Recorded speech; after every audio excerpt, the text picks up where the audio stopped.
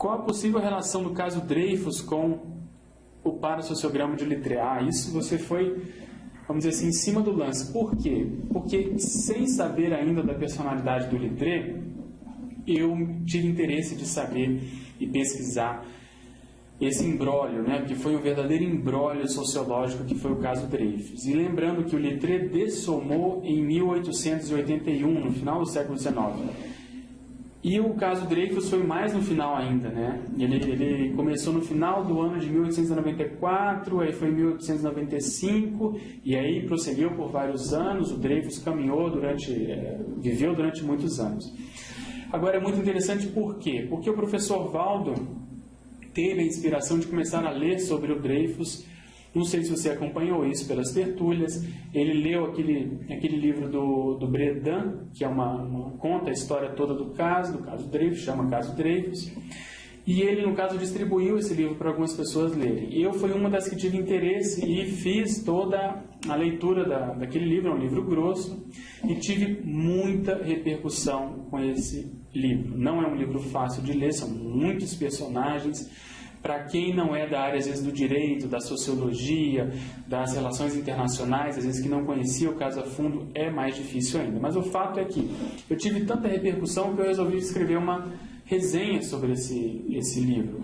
Vocês podem adquirir essa resenha na revista da Holotecologia, a revista da Holoteca que nós publicamos recentemente. Então, foi uma repercussão tão grande que eu comecei a ficar desconfiado de qual é o papel, depois sabendo do Littré, né, qual é o papel do Littré, né, com relação a essas pessoas. Eu vou citar só 2 casos para você pensar, eu poderia falar mais, mas para a gente não se prolongar muito nesse assunto. Uma personalidade chave do caso Dreyfus foi o escritor Émile Zola. Foi ele que escreveu o J'accuse, né, botou a coisa no ventilador. Foi ele um dos responsáveis pela reviravolta do caso, por ajudar na elucidação do caso. E ele era uma personalidade que admirava muito Émile Littré. Tanto que quando Littré dessomou, ele quis considerar o Littré um homem do século. Então havia uma admiração muito grande, até certo ponto exagerada no meu ponto de vista. Mas você vê a afinidade que havia entre essas duas personalidades. E outro fato interessante que eu queria comentar é o fato do próprio Dreyfus estar hoje na condição de impermissivista. Então tudo isso foi desencadeado pelos amparadores para ajudar na vinda extrafísica do caso Dreyfus.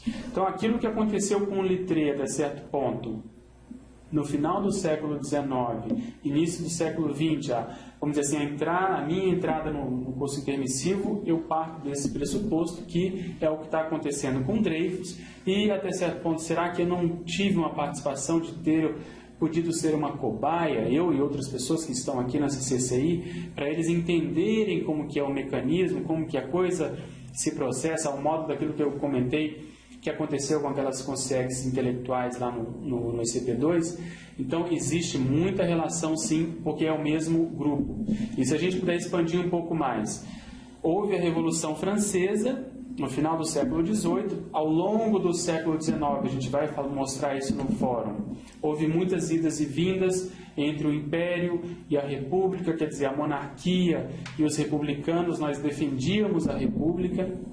Então, e depois teve o desfecho todo com o caso Dreyfus no final do século, que até certo ponto expôs a corrupção que havia na França, expôs o nível de preconceito que havia, porque Dreyfus era um judeu, era da Alsácia-Lorena, tinha tido a guerra franco-prussiana em 1870, que uma das multas que a França teve que pagar foi justamente ceder esses territórios, além de, enfim, uma multa de 5 bilhões de francos, se não me engano. Enfim, há um imbróglio, há um processo de interprisão grupocármica muito grande. Então, te respondendo de modo mais sintético, tem tudo a ver uma coisa com a outra.